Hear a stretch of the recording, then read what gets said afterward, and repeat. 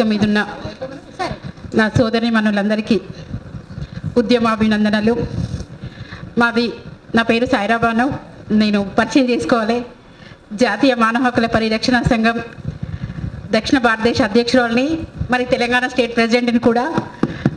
నేను చేసే మహిళా ఉద్యమం కానీ, మానవ హక్కుల ఉద్యమం కానీ, కాశ్మీర్ నుండి కన్యాకుమారి వరకు నేను చేస్తున్నాను ఇప్పటి వరకు. అయితే మనకేం తక్కువ, మనం ఒకరిని అడగాల్సిన పని లేదు, మనం తీసుకోవడమే మనం పనికి పెట్టుకోవాలి. ఇప్పుడు ఏంటంటే 30% రిజర్వేషన్ అంటే అది ఎప్పుడో పాతకాలం ముచ్చటే కదా. అది ఎందుకు? ఇప్పుడు మగవాళ్ళతో సమానంగా ఆడవాళ్ళు సమాన హక్కులు అంటున్నారు. సమాన హక్కు ఎక్కడుంది? అసలు మన ఇంటి నుంచి సమాన హక్కు రావాలి ఫస్ట్. ఇప్పుడు మన తల్లిదండ్రులు కూడా, మన నలుగురు, 2 ఆడపిల్లలు 2 మగపిల్లలు ఉంటే నా బిడ్డలకి ఏదో 10% 1% అంటున్నారు.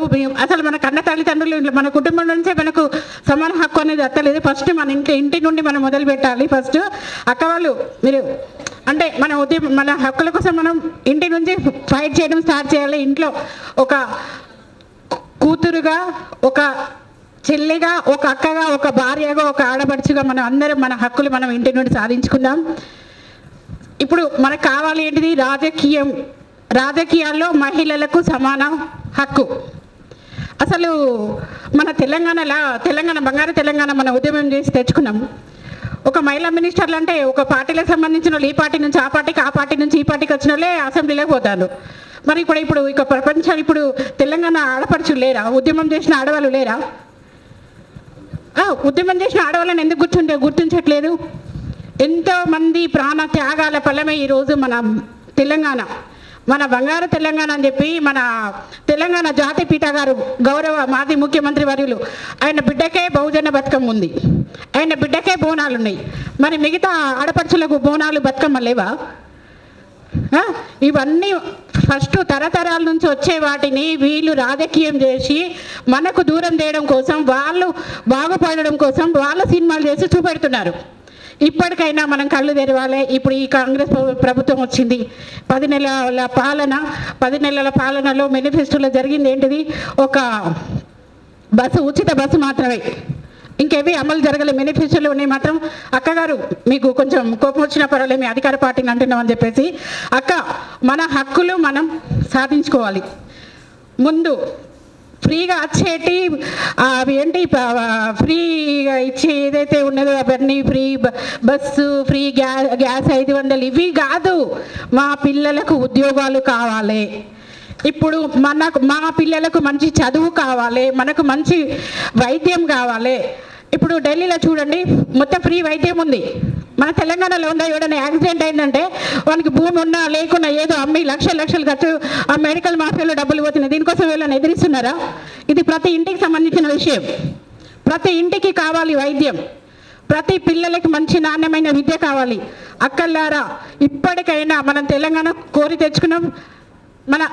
మన తెలంగాణ బీసీ మహిళలు, ఓబీసీ మహిళలు కాదు, ఇప్పుడు రెడ్డి వర్గం మొత్తం నడుస్తుంది. కింది స్థాయి నుంచి వరకు పై స్థాయి వరకు రెడ్డిలే పరిపాలిస్తున్నారు. మరి బీసీ మహిళలు, బీసీ వాళ్ళు 60% ఉన్న బీసీ వాళ్ళు ఎక్కడికి వెళ్ళాలి? అందులో 60%లో 60% మహిళలు ఉన్నారు. మరి మా మహిళలు కనీసం ఒక 30%, ఒక 15% ఇస్తే పోతుంది మన తెలంగాణలో. అది ఎవరు ఆలోచించట్లేదు అసలు. దీనికోసం ఏంటంటే ఇప్పుడు నామినేట్ ఉంది, మహిళా కమిషన్ వేశారు.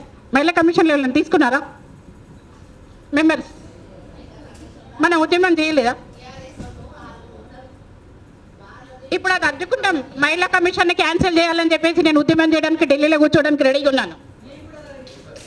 మహిళా కమిషన్ అనేది అందరిది. ఒక రెడ్డి వర్గానికి, వాళ్ళ పార్టీలకు, కింది నుంచి వచ్చిన వాళ్ళకు పైసలు సూట్ కేసులు ఇచ్చిన వాళ్ళకి కాదు. ఫైట్ చేసే మహిళకి, ఏ మహిళకైనా హక్కు ఉంది మహిళా కమిషన్లో. బీసీ మహిళలను ఖచ్చితంగా, బీసీ బహుజన మహిళలు ఎవరైతే, ఎస్సీ ఎస్టీ బీసీ మైనార్టీలు ఎవరైతే ఉన్నారో మహిళల్ని ఒక్కొక్క కులం నుంచి ఒక్కొక్కరిని తీసుకొని మహిళా కమిషన్ ఏర్పాటు చేయాలని నేను గౌరవ ముఖ్యమంత్రి గారిని నేను వేడుకుంటున్నా. ఇచ్చేయండి మీరు. ఇప్పుడు ఏంటంటే మహిళా కమిషన్ ఖచ్చితంగా ఎక్కడో జరుగుతుంది. కలకత్తలో జరిగిన డాక్టర్ కోసం కొట్లాడుతున్నాం. మన ఇంటి పక్కకు జరిగే ఆడపిల్లలకు అన్యాయం జరిగితే మనం పట్టించుకోవట్లేదు. ఎందుకు?